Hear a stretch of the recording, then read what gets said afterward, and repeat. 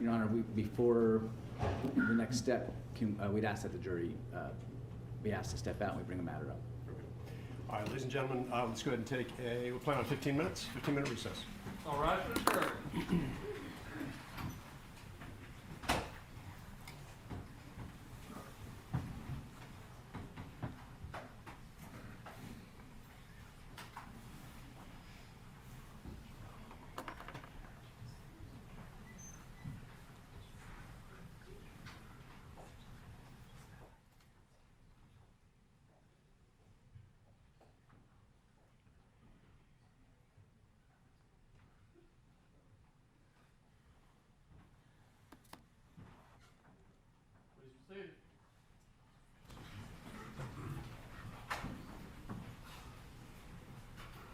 Your Honor, because the defense of Travis and Greg McMichael has been joint in many ways, before there is any resting that goes on, I wanted to revisit and make sure that we have perfected the record on several issues, especially now given the additional evidence that's come before the court concerning the issues of mental health, the issues of Ahmaud Arbery being on probation at the time of this event, and the use of force expert, all three of which this court has prohibited our introducing evidence on.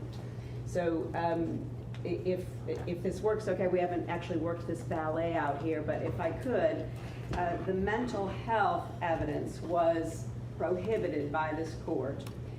But since that time, you now have testimony from Travis McMichael where there have been complete descriptions of behaviors and conclusions drawn from those behaviors by Travis McMichael that are consistent with a number of the things that were reported in the Gateway records and would have been corroborated and explained even further by Kelly Kaufman, who was our mental health expert. So I can do each of these, or I can lay out the new information that we asked the court to consider. Would you prefer that I go by each? Well, once you get through it, then I'll try to address it in the Very same way. good. Thank you, Your Honor. Second, we had also sought to introduce evidence that Ahmaud Arbery was on probation under 2 felony offenses. A great deal of exposure still left on those. The court denied that motion. I point out that in the state's case, the medical examiner was permitted to testify about fight or flight, and even after objection was permitted to give his opinion concerning fight or flight and cortisol, etc., as being the explanation in his mind for, under the state's questioning, the decision to make a sharp left versus a sharp right out of the neighborhood. Number 2, with respect to probation, under the cross-examination of Travis McMichael, he was cross-examined by Ms. Donikoski at several points for quite some time about it, in a way that indicated that the state's position found it to be incredulous that Ahmaud Arbery would just have run back at Travis McMichael at 2 different occasions, and then certainly that he would have directly run at Travis McMichael to engage in a behavior that is otherwise unreasonable.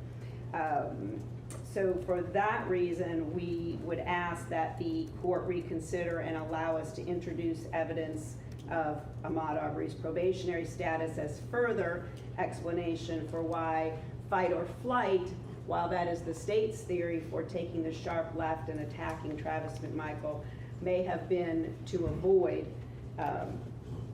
being apprehended by the police and again having to do time or face further investigation for his probationary status. And third, the use of force expert.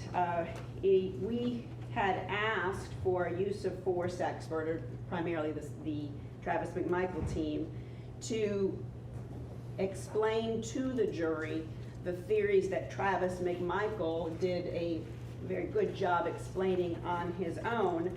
However, once he explained them, he was cross-examined by the state on the way that he implemented that training, and even at one point, an exhibit from his training was placed on the Elmo, if that's what it's still called. I don't know if that's on the screen. On the yeah, exactly. On the screen for the jurors concerning some of the training and the ways that Travis McMichael would have made decisions on that training. Because he was cross-examined, I believe now the state has opened the door for the use of force expert and testimony to come in to provide the support necessary to corroborate his testimony for which he was cross-examined. So while we do need rulings on those three, given this additional evidence in the state's case and the defense case, we also need to perfect the record for a proffer, as a more complete proffer as to what the mental health evidence would have been. The court is aware, because of the records that we submitted, of Ahmaud Arbery's probationary status. I believe you have those records already. And then I need to just inquire of Travis McMichael's team as to whether the use of force expert testimony has been properly proffered as to what he would have said had he been allowed to testify, and his credentials. And I think the gateway records, and I'll have to look, but the gateway records were reviewed by the court and then sealed into the case. Correct. Okay, which one would you? Yes, I believe that is the case, Your Honor. And of course, there are a few other things that we're going to make sure are in the record that doesn't change much now and doesn't require us doing them before anybody rests. You know, some of the note, I'm sorry. For the record, we would join in the three issues that the McMichaels have raised before we move on to something else, if that's okay. All I would add, Your Honor, is maybe I missed it, and I certainly don't mean any criticism. I think I owe the court a few things, but I don't think I've seen or been served with a copy of the court's order on the probationary status ruling, and honestly, I was waiting for that so that I could move to reconsider. But it's hard for me to move to reconsider when I don't actually have the reasoning of the court on that. So I hope the court would allow me that opportunity in the morning, assuming that sometime before 9 a.m. the court enters an order on that. You've orally indicated that you wouldn't allow it. You've indicated that you would follow up with a written order, kind of like I promised I'd do a bunch of things. And I'm still working on those. It's not a criticism, but I was hoping to have the court's written order before being in a position where I had to either move to reconsider or waive the issue. So I'm not only joining in that, but I'm humbly asking the court, if the court can, the court's under no obligation to enter a written order, but my understanding was the court gave us a short summary of its reasoning with the representation that it would follow up when it had the opportunity. Because the court hasn't had anything else to worry about during this trial when the court had the opportunity. I would like the opportunity to move for the court to reconsider when I have that written ruling. And I was through with those three. I just wanted to let the court know that we will perfect the record with some of the other things we agreed to place under seal, one of the notice of filings, and then the Facebook records with respect to some of the cause strikes that we had made. We all agreed to get those under seal. I just haven't gotten that done yet. There are a number of things probably to go through at some point, make sure everybody's on the page with what those items are, just to make sure that the record is complete based on what everyone understands, either has been or has been promised to be submitted. Okay. Thank you, Your Honor. Thank you, Judge. On the subject of evidence that we feel the court should reconsider before we have to decide whether we're closing or not, the 404B evidence that we had submitted to the court, where we heard a lot of testimony from uniformed officers. We heard testimony from a uniformed officer in a park setting where he approached to try to speak to Mr. Arbery about some suspicions that he had about Mr. Arbery and how that de-escalated into confrontation. We heard that it escalated into confrontation, excuse me. That officer was dressed in uniform with badge and gun in a marked patrol car, and that still happened. We have the encounter in Burke County where Mr. Arbery was chased out of an abandoned building where they suspected marijuana use. He was shouted at, told to stop running, come back, police, by an officer in official clothing with badge, gun, police cars, and did not. So, the submission of evidence, I mean, I think there were 10 separate incidents submitted, of which the court has addressed in the order, and we received evidence through hearing. That's all part of the record. Okay. So I mean, I understand which motion you're talking about. Got it. The items Thank are- you, Judge. So what we've seen then in the case, and the reason why we're asking the court to reconsider this evidence now, and we want to limit it to it wouldn't be all 10 things, it would be things that speak to this particular issue, which is the state has asked all law enforcement officers about their manner of dress, their clothing, and how they use that for presence and to talk to people and make arrests, and to try to, I think, distinguish what they did with Mr. McMichael, which is you were not in uniform, you did not have a badge, you were not in an official car, you didn't have any official looking presence. And they also questioned Mr. McMichael about, Mr. Arbery has no obligation to stop and talk to you. He has no obligation to speak to you. He has no obligation to explain himself. He can run away from you, and you weren't wearing a uniform and badge, etc. So this has made now relevant the fact that for Mr. Arbery, for Mr. Arbery in particular, when an individual approaches Mr. Arbery and questions him about his conduct, he doesn't engage in a typical fashion. He runs or he gets combative or confrontational, and we have evidence of that over the timeline which we've submitted to the court. The state has now presented this evidence to the jury through the questions and answers, and I guarantee you will argue it in closing that Travis McMichael, dressed as a plainclothes person, Mr. Arbery had no obligation, and thereby essentially create this chasm. The jury should be made aware about the 404B evidence for the purpose that it is limited for, which is to show motive and intent.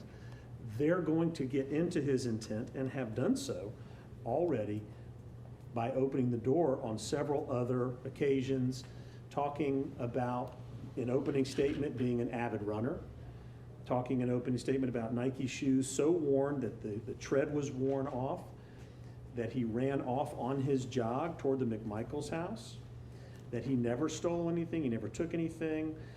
Through Matt Albenzi, they questioned him, saying, you don't know why he was in the house, sort of baiting the witness.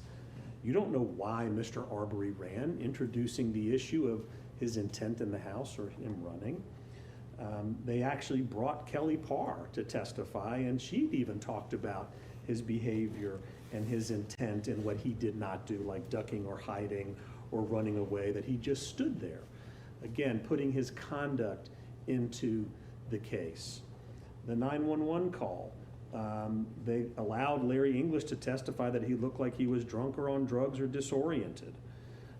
Officer Rash was allowed to testify that he was trying to figure out why he was coming there at night. That's what Rash testified to. Your intent, Officer Rash, was to identify him and find out why he was coming there late at night and then trespass him. Again, the state is putting in Mr. Arbery's intent through the officer, now trying to say, we're trying to actually figure out what his intent is there that night, making the intent issue relevant.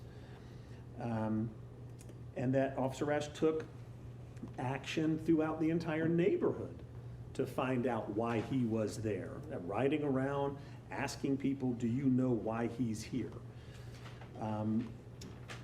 They asked the question about, do you know of his routine? That was objected to and sustained, so that's not evidence. They tendered the photograph of the sneakers, the top and bottom. So all of these things are getting into Mr. Arbery's intent, Your Honor. And it goes beyond where the court wanted us to be, but this is all through the action of the state. And so we would say now that his intent has been put in through their opening statement, as well as their law enforcement officers and some neighborhood witnesses. Notice, we didn't ask any of our witnesses, did you see him, did you know him, does he run in the neighborhood? We didn't ask that, but they did. And so for that reason, it reopens the door. It opens the door for 404B, and we would ask you to revisit it because of those things. And Your Honor, I would join in that motion for reconsideration as I joined in the original motion. And I will add this. I don't understand how the state can be pursuing a theory of aggravated assault that's based on the fear of Mr. Arbery, which is going to his mental state at the time that he's being chased, without opening the door to any facts or circumstances that inform his mental process there. And we can certainly take that up at charge conference. That's been noted to the court. But, I mean, if the state is pursuing an aggravated assault theory that is based solely on intent to injure, intent to assault, that's one thing. That's the mental state of the defendants in this case. If the state is pursuing an aggravated assault theory based on the reasonable fear of Mr. Arbery, then these other circumstances are certainly informing his decision as to what he's doing. And I think the court should require the state to make an election as to what theory they're proceeding under before the court ultimately rules on the 404B issue. Having said that, as I said, I've joined in the motion. Anything from the state?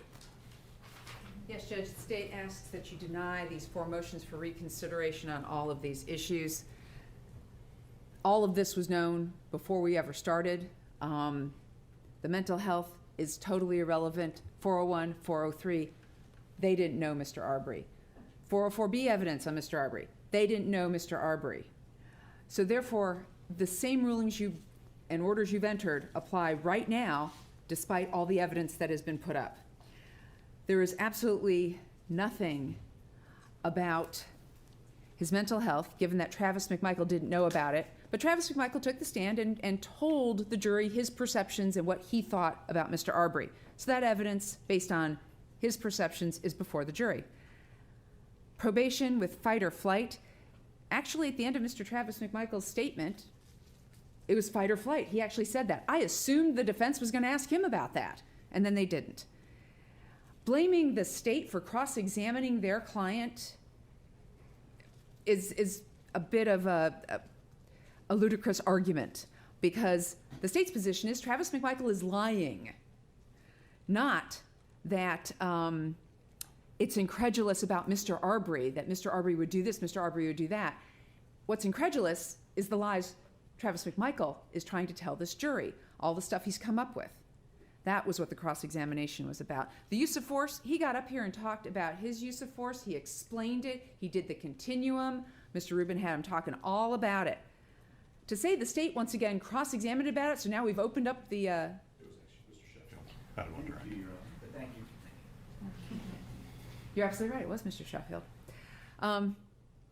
But to blame the state and say, well, you cross-examined our client about what he's telling the jury about use of force, so we get to bolster his testimony now, we ask that you go ahead and deny that as well. And there is absolutely nothing that the state's done to talk about Mr. Arbery's intent. We talked about Officer Rash's intent as a law enforcement officer. That's what we talked about. The 911 call, they stipulated to the 911 call where Larry English goes, oh yeah, this is what he looks like out on the boat. And yet they're complaining. So, Your Honor, your orders that you entered on all 4 of these issues, your oral one on probation, we ask that you deny their motions for reconsideration based on the evidence that has been presented here. Thank you.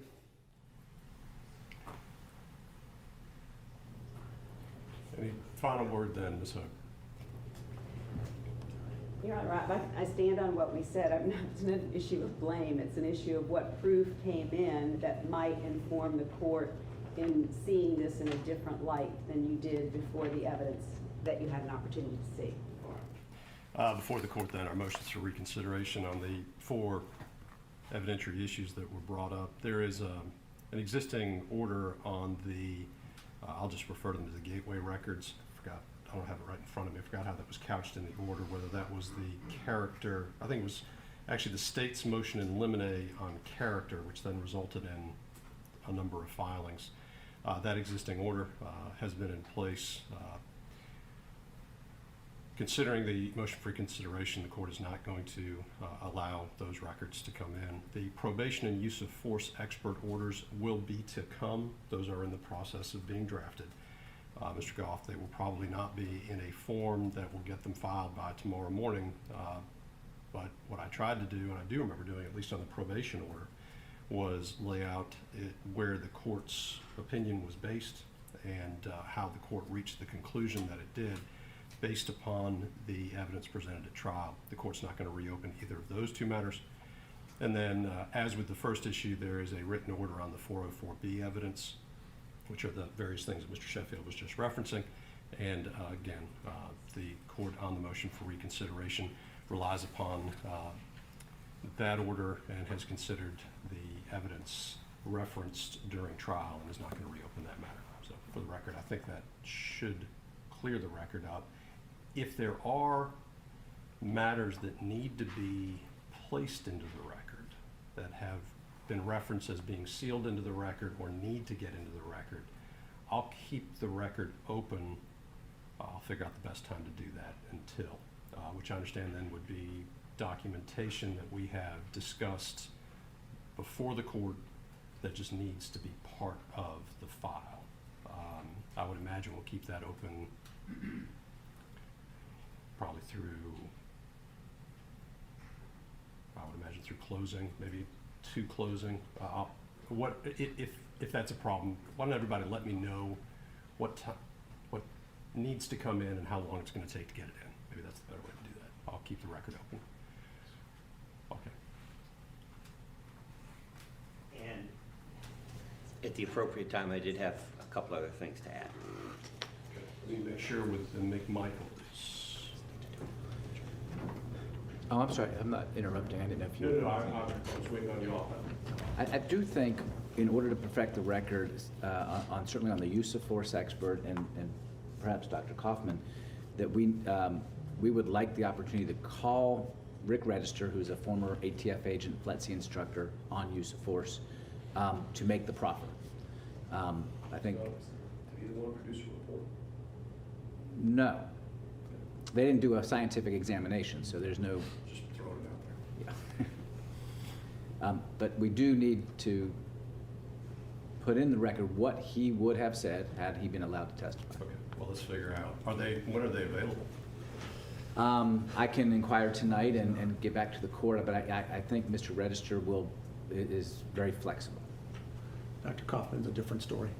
So I've checked in with her, but I'll speak with her and get back to the court as well. Yeah, I mean, I can't keep the record open forever. No. No, we could do it this weekend or next week.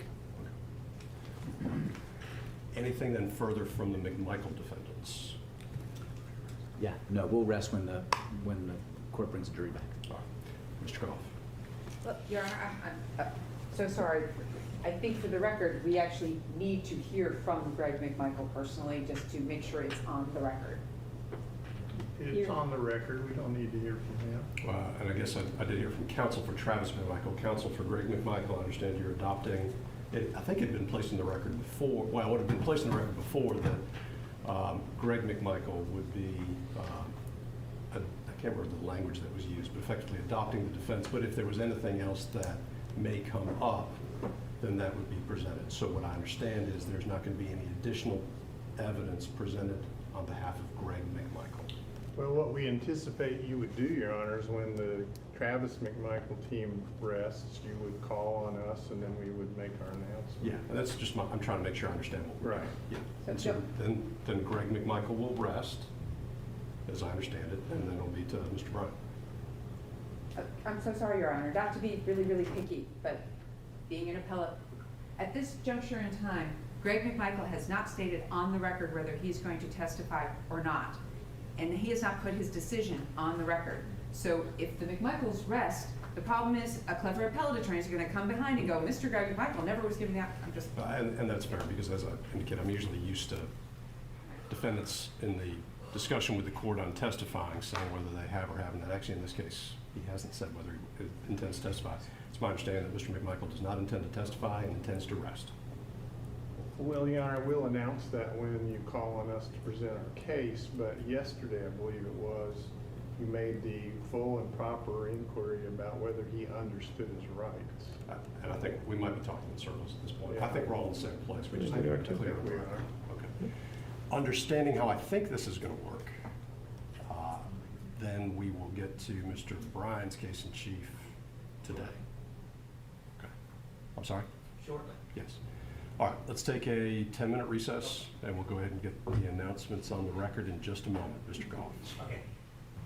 I had something I wanted to bring up. I can do that after the recess. We're all here. Your Honor, I would note again, it was brought to my attention over the last break that we have a potpourri of political statements parading out in the foyer in front of this courtroom. And again, we don't understand how this First Amendment activity, which is prejudicial to our client's case, continues to happen inside the courthouse. And I'm not picking on anybody, but it continues to take place. We had a huge protest. When I have access to a color printer, I'll print out some exhibits. We had a huge protest at lunchtime that was so loud with bullhorns, literally 20 feet from the front door of this courthouse, that you could hear what was being said at the doors of this courtroom within the facility. And again, that all goes back to our concern about the fair trial. But the most pressing concern I have is, because I can't read the minds of other counsel in this case, is my assumption is that there's one more witness yet to come, but based on the last couple witnesses, Your Honor, it's not for me to make an objection to character of evidence presented against a co-defendant. That's an issue for other counsel to deal with if they think there is an issue. But I heard testimony today, for lack of a better characterization, as vigilante social media posts or communications involving co-defendants. And then, you know, we have this after-the-fact conspiracy evidence coming out from the last witness. I believe that was Subi Lawrence, talking about her talking to the McMichael defendants, or one of the defendants, about the famous video in this case. I felt under 403 it was more prejudicial than probative in the case, but technically that evidence as presented didn't directly refer to my client, although you could put things together as to where this famous video is coming from. But we're right at the precipice of getting into and establishing or suggesting an after-the-fact conspiracy involving my client. And that's going to raise some serious severance concerns, because now my client is going to trial with two Dirty Harry style vigilantes, if I understand the import of these of the post. And we now have this after the fact conspiracy, which the state has cleverly found a way to get right up to the precipice without actually implicating my client in it. And again, that's going to put us in a severance posture. And if I'm right, the next witness that the McMichael defendants are calling, I suspect we're going to get into more of the same. And if, in fact, the state has intentions of going into any more after-the-fact conspiracy evidence or vigilante evidence in this case, then I think that the court should address what they intend to go into before they do it, and not make me stand up and object in the presence of the jury. Because I'm just not as fluid as some of the other people in this case with these 803s and 403s, and heaven forbid I would make a speaking objection in front of the jury that the state might find objectionable or the court might find objectionable. So if the state intends to go down that path with the next witness, then I think we need to take that up outside the presence of the jury before their cross-examination. If I knew who the next witness was, I might be able to address this. All right. I am not aware of the relief the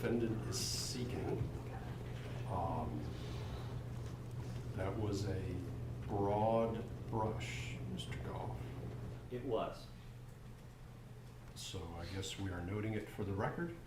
We are noting the severance issue for the record, and to be more specific, if the defense, I don't know what they're doing, but if the defense is going to call Diego Perez, who I had thought the state was calling, but they decided not to call. I had thought the defense was calling. Maybe they're not calling, but if they're going to put him up and the state's going to backdoor in vigilante issues involving the co-defendants or after-the-fact conspiracies, before the state does that on cross-examination, I think we need to take that up outside the presence of the jury. Well, the court will take that matter, I'm not even take the matter under advisement. Duly noted. Let's go ahead and take a 10-minute recess.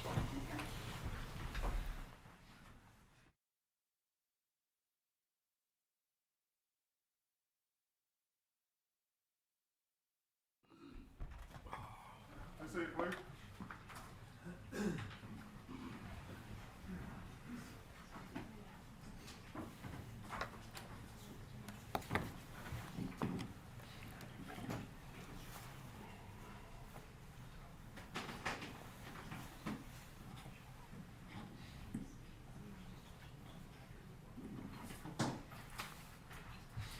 All right, we're back on. Defendants present, represented by counsel.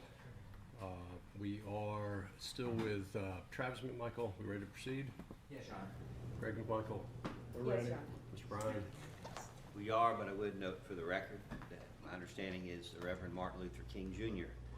Has graced us with his presence in the public gallery this afternoon. The third, I'm sorry. The third, Martin Luther King the third. Doing Martin Luther King the third, yeah.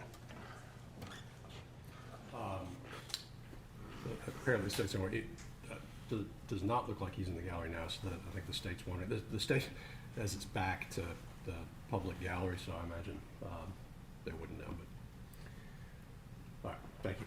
Anything from the state then? Nothing, just wanted to note that juror 12 was wide awake and paying lots and lots of attention this afternoon to the case. Juror number 12 has been engaged, and I've been watching her. She has moved, it looks like permanently, closer to the bailiff on her own volition, and that seems to be working. All right, let's go get the panel.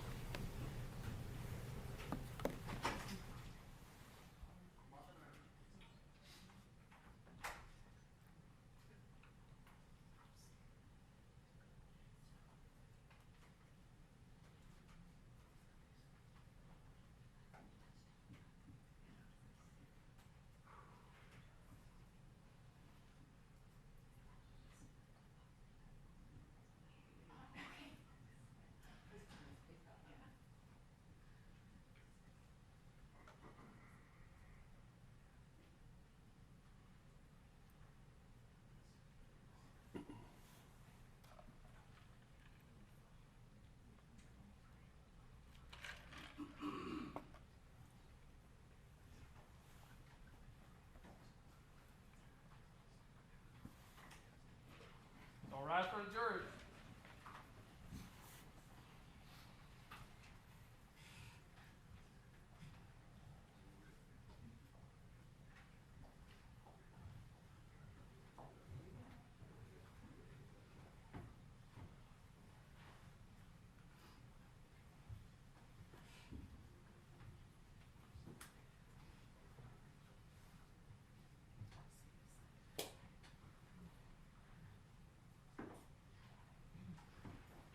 Stated. All right, welcome back, ladies and gentlemen. We are ready to proceed with the case from Travis McMichael. Your Honor, on behalf of Travis McMichael, we rest. Thank you, Your Honor. Greg McMichael. Your Honor, on behalf of Greg McMichael, we rest. On behalf of Mr. Bryan. On behalf of Mr. Bryan, we've discussed this with the state. Rather than being compelled to republish the Night Owl porch video, still picture of Mr. Bryan's residence, republished Night Owl 2 video with the trucks, and rather than publishing this excerpts from the state exhibits of investigator Officer Minshew and Detective Lowry, the state has agreed that we don't need to republish those today since we went through that yesterday. reserve the right to do that during closing statements. I assume that's been discussed with the state. It has, Your Honor. With that understanding, we rest. Anything in rebuttal from the state? No, Your Honor, nothing in rebuttal. All right, ladies and gentlemen, what that means is that all of the evidence that will be presented in this case has been presented. So let me tell you how we're going to proceed from here. There are matters that the court's going to need to address. That's going to take a little bit of time. We are going to go ahead and adjourn until Monday morning at 9 o'clock. Okay? So you are not going to be required to be in court tomorrow, but you are going to be required to be here at 9 o'clock Monday morning. Now, over this period of time, again, I'm going to repeat these instructions, which hopefully you're thinking about even in your sleep. Do not discuss this case amongst yourselves or with anybody else. Don't let anybody discuss the case with you. Don't go looking for any information about the case. If anybody is talking about the case in your presence of hearing, you need to walk away. And if anybody is approaching you about the case and wanting to talk to you or trying to talk to you about it, you need to make sure you walk away and contact the court so that we can get that matter addressed. Again, if you have social media, don't go looking at your social media accounts. Don't go picking up newspapers. Don't be flipping through stations and get caught on a station that's talking about the case. Don't do any of that. And I understand I've made those, or I've said those instructions a number of times, and you've heard them before, and I see I've got a lot of nodding heads, so everybody understands the importance of those instructions. So again, we will reconvene Monday morning at 9 o'clock. I think the way we're moving right now, that will be for closing arguments or closing statements by counsel, and we'll proceed with the case at that time. So I want to thank you. I want to thank you for your attention here in the Superior Court of Glynn County, and we'll see you Monday morning at 9 o'clock. All right, thank you. All right for the jury.